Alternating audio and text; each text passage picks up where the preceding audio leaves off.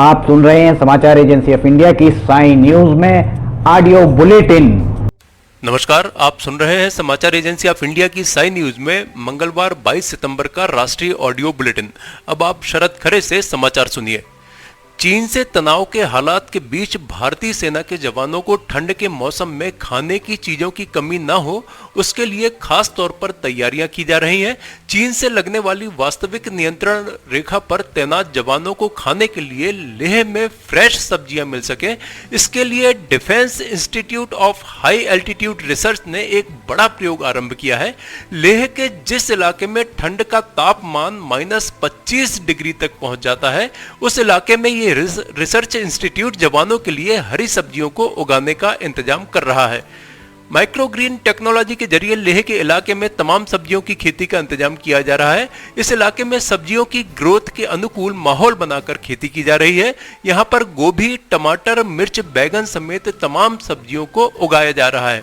DIHAR के वैज्ञानिक doctor Dorje का कहना है कि सेना जिस इलाके में तैनात है वह बहुत ऊंचाई पर है।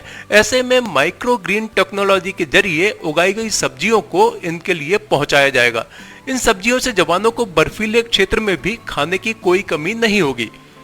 कृषि बिल पर चर्चा के दौरान हंगामा करने के आरोप में राज्यसभा से निलंबित हुए 8 सांसदों के मुद्दे पर घमासान लगातार बढ़ता जा रहा है।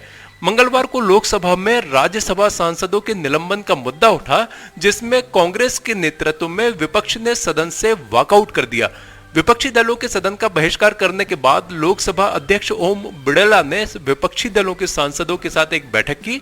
संसद भवन परिसर में हुई इस बैठक में कांग्रेस सांसद अधीर रंजन चौधरी, एनसीपी सांसद सुप्रिया सुले समेत विपक्षी सांसद शामिल हुए।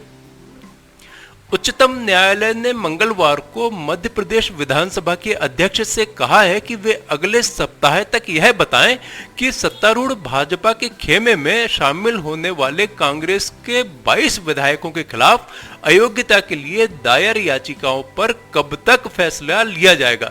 इससे पहले सुनवाई आरंभ होते ही याचिकाकर्ता की ओर से वरिष्ठ अधिवक्ता विवेक तनखा ने कहा कि इन सदस्यों को अयोग्य घोषित करने के लिए अध्यक्ष के पास 12 मार्च से ये याचिकाएं लंबित हैं। उन्होंने कहा कि विधानसभा अध्यक्ष को अयोग्यता के लिए दायर याचिकाओं पर आदेश सुनाना है। ऐसा नहीं होने की वजह से वे राज्य सरकार में मंत्री पद पर काम करते रहेंगे। विवेक तनखा ने कहा कि हम चाहते हैं कि अध्यक्ष एक सप्ताह के भीतर इन याचिकाओं पर निर्णय ले। राज्यसभा में हंगामा करने वाले विपक्षी सांसदों को कम से कम 1 साल के लिए निलंबित करने की मांग उठी है। केंद्रीय राज्य मंत्री रामदास अठावले ने उपराष्ट्रपति वेंकैया नायडू, लोकसभा स्पीकर ओम बिड़ला और प्रधानमंत्री नरेंद्र मोदी को पत्र लिखकर संसद में हंगामे की रोकथाम के लिए विधेयक लाने की मांग की है। उन्होंने कहा है कि पहली बार हंगामा करने पर 1 साल और दूसरी बार हंगामा करने पर पूरे संसदीय कार्यकाल के लिए सांसदों का निलंबित करने की व्यवस्था हो, तभी सदन में हंगामे की घटनाएं रुकेंगी।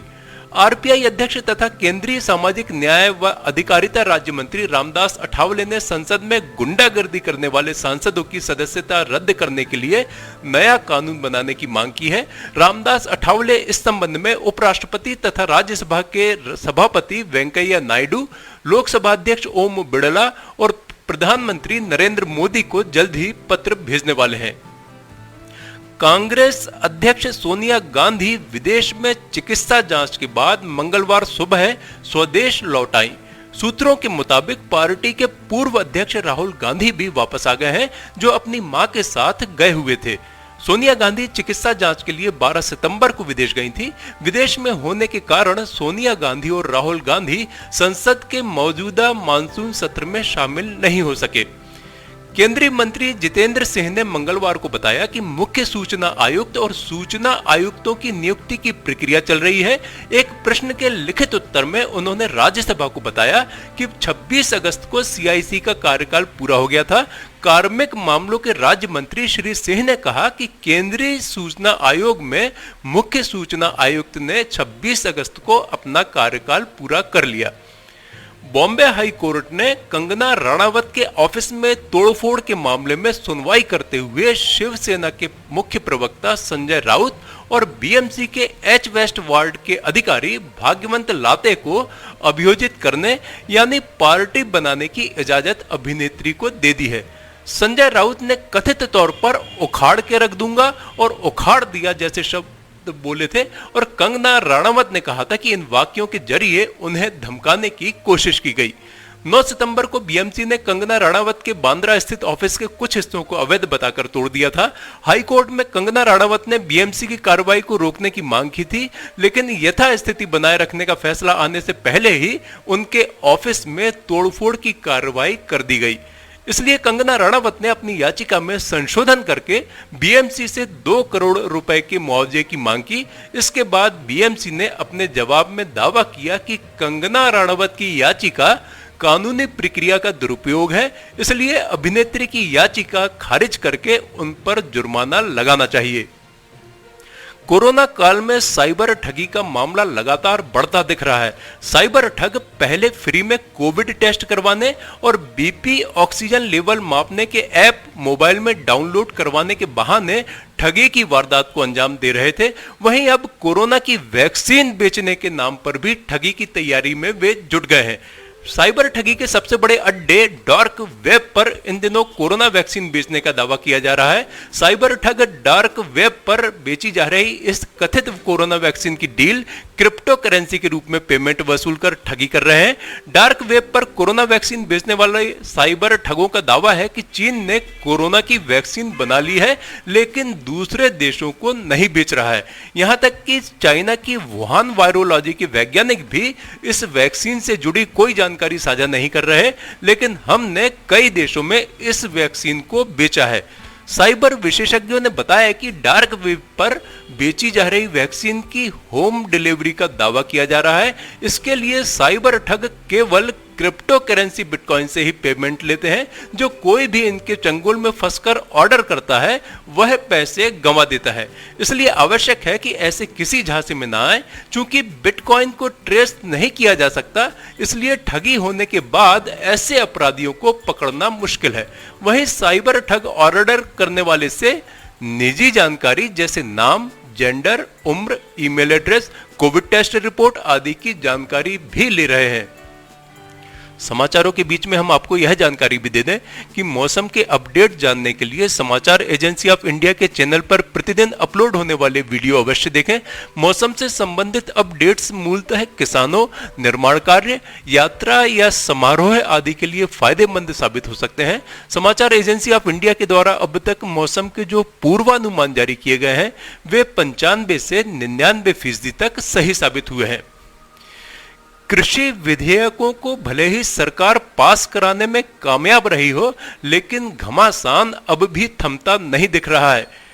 राज्यसभा में विपक्ष के 8 सांसदों के निलंबन और कृषि बिलों से जुड़े प्रावधानों को लेकर राज्यसभा में मंगलवार को भी गहमागहमी देखने को मिली। कांग्रेस समेत पूरे विपक्ष ने राज्यसभा के सत्र का बहिष्कार किया है। कांग्रेस के गुलाम नबी आजाद ने कहा है कि उनकी 3 मांगे जब तक सरकार नहीं मान लेती तब तक संसद सत्र का उनकी पार्टी बहिष्कार करती रहेगी। कांग्रेस सांसद गुलाम नबी आजाद ने कहा कि हम संसद सत्र का बहिष्कार करेंगे जब तक कि सरकार हमारी 3 मांगों को स्वीकार नहीं करती है। पहली, सरकार दूसरा विधेयक लेकर आए जिसके तहत कोई भी निजी कंपनी एमएसपी से नीचे खरीद ना कर सके। दूसरी, एमएसपी को स्वामीनाथन आयोग द्वारा अनुशंसित फॉर्मूले के तहत किया जाना चाहिए। और तीसरी, एफसीआई जैसी सरकारी एजेंसियों एमएसपी से नीचे फसल नहीं खरीदेंगी। एक समय दिग्गज कारोबारी रहे अनिल अंबानी ने कर्ज के संकट के चलते अब अपनी कंपनी रिलायंस कैपिटल लिमिटेड की संपत्तियों को बेचने का फैसला लिया है। हाल ही में कंपनी डिबेंचर होल्डर्स और अन्य कर्जदाताओं का लोन चुकाने में डिफॉल्टर साबित हुई थी। इसके बाद यह फैसला लिया गया है। कंपनी जिन एसेट्स को बेचने जा रही है उनमें रिलायंस सिक्योरिटीज, रिलायंस हेल्थ और रिलायंस जनरल इंश्योरेंस कंपनी की पूरी हिस्सेदारी शामिल है। इसके अलावा रिलायंस निप्पॉन लाइफ इंश्योरेंस में भी कंपनी की 49% हिस्सेदारी है। इसे भी अनिल अंबानी बेचने जा रहे हैं। यह कंपनी देश की 5 टॉप प्राइवेट बीमा कंपनियों में से एक है। रिपोर्ट के मुताबिक रिलायंस कैपिटल लिमिटेड पर ईपीएफओ और लाइफ इंश्योरेंस कॉरपोरेशन की बड़ी रकम बकाया है। अकेले ईपीएफओ का ही रिलायंस कैपिटल पर लगभग 2500 करोड़ रुपए बकाया है। कर्जदाताओं ने एसबीआई कैप्स और जेएम फाइनेंशियल को अनिल अंबानी की कंपनी के बीमा कारोबार को बेचने की जिम्मेदारी दी है। रिलायंस कैपिटल पर कुल 19,806 करोड़ रुपए का कर्ज बकाया है। इसमें से 15,000 करोड़ रुपए का कर्ज सिर्फ डिबेंचर होल्डर्स का ही है। डेब्ट रेजोल्यूशन प्रोसेस को पूरा करने के लिए डिबेंचर होल्डर्स की एक कमेटी का भी गठन किया गया है। इस कमेटी में ईपीएफओ और एलआईसी भी शामिल है। देश में कोरोना संक्रमित मरीजों की तादाद 55,80,286 पहुंच गई है। हाल ही में सक्रिय मरीजों की जो तादाद 10 लाख के आंकड़े को पार कर गई थी, उसमें कमी दर्ज की गई है और वर्तमान में सक्रिय मरीजों की तादाद 9,80,446 हो गई है। इसके साथ ही रिकवर्ड मरीजों की तादाद 45,09,924 हो चुकी है। इस बीमारी से हुई मृत्यु का आंकड़ा 89,117 हो गया है। कोरोना संक्रमितों के एक्टिव मरीजों की तादाद जिन राज्यों में 20,000 से अधिक हो गई है, उनमें महाराष्ट्र में सर्वाधिक 2,74,623 एक्टिव मरीज हैं। इसके बाद कर्नाटक में 95,335 एक्टिव मरीज, आंध्र प्रदेश में 74,518 एक्टिव मरीज, उत्तर प्रदेश में 64,164, तमिलनाडु में 46,495, केरल में 39,286, उड़ीसा में 38,158, छत्तीसगढ़ में 37,927, दिल्ली में 30,941, तेलंगाना में 29,649, असम में 29,609, पश्चिम बंगाल में 24,898, मध्य प्रदेश में 22,542, जम्मू कश्मीर में 21,887, पंजाब में 21,661 और हरियाणा में 21,014 एक्टिव मामले हैं। आप सुन रहे थे समाचार एजेंसी ऑफ इंडिया की साई न्यूज में मंगलवार 22 सितंबर का राष्ट्रीय ऑडियो बुलेटिन। बुधवार 23 सितंबर को एक बार फिर हम ऑडियो बुलेटिन लेकर उपस्थित होंगे। आपको ये ऑडियो बुलेटिन यदि पसंद आ रहे हो तो आप इन्हें लाइक, शेयर और सब्सक्राइब अवश्य करें। अभी आपसे अनुमति लेते हैं। नमस्कार। आइए हम आपको आज बताते हैं कि किस तरह से आपको लिमटी की लालटेन समाचार एजेंसी ऑफ इंडिया या साई न्यूज़ को सब्सक्राइब करना है। आपके पास यूट्यूब होगा, आप यूट्यूब खोलिए। यूट्यूब में आप सर्च बटन पर ऊपर जाइए, ऊपर सर्च बटन पर आप टाइप करिए LIMTY, स्पेस दीजिए KHARE। इसके बाद आप एंटर दबाइए। जैसे ही आप एंटर दबाते हैं तो ये पेज खुल जाएगा। यहाँ पेज में आप देखिएगा ये इस तरीके का नज़ारा आपको दिखेगा। इसके साथ ही आप यहाँ देखिए LIMTY KHARE आपको लिखा दिख रहा है। इसके बाजू में आप राइट साइड में देखिएगा, यहाँ सब्सक्राइब बटन दिख रहा है। ये सब्सक्राइब बटन अभी लाल रंग का दिख रहा है। सब्सक्राइब बटन को आपको क्लिक करना है। जैसे ही आप ये सब्सक्राइब बटन को क्लिक करेंगे, आप देखिए इसका रंग लाल नहीं रह जाएगा। ये आपने सब्सक्राइब की जगह सब्सक्राइब्ड लिखा आ गया, आपने इसको सब्सक्राइब कर लिया है, पर अभी आपका काम पूरा नहीं हुआ है। अभी आपको इसके बाजू में आप देखिए एक घंटी का बटन आपको दिख रहा है। ये घंटी का बटन आपको दिख रहा है। ये घंटी का बटन, आप इसको अगर घंटी के बटन को प्रेस करेंगे तो 3 ऑप्शन आते हैं, ऑल, पर्सनलाइज्ड और नन। तो इसमें आपको ऑल बटन को पुश करना है। आप जैसे ही आप देखिएगा ये ऑल बटन पुश करते हैं, ये हाईलाइटेड हो जाती है घंटी। इसके बाद जितने भी समाचार एजेंसी ऑफ इंडिया पर वीडियोस डलेंगे, सारे के सारे वीडियोस आपको तुरंत दिख जाएंगे, देखने को मिल जाएंगे।